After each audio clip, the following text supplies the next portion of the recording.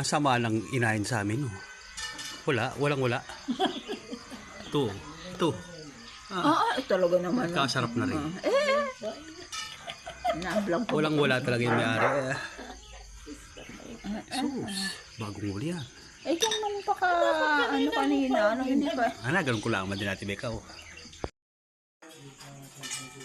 Mulanay Quezon tayo ngayon. Ito ang aking dinayo dito sa Mulanay. Sakyan ng pinsan namin. Ayun.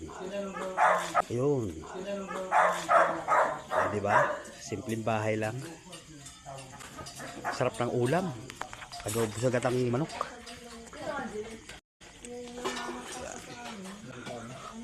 Pakikingkabin natin.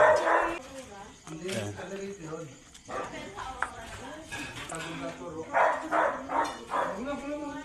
Ayun yung bumper.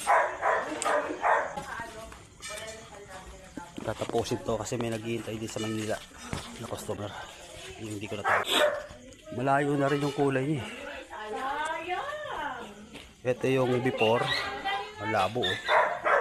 After. Diba? Parang pinahiran ng parang nakaceramic na. Wax pa lang yung ginamit ko dyan.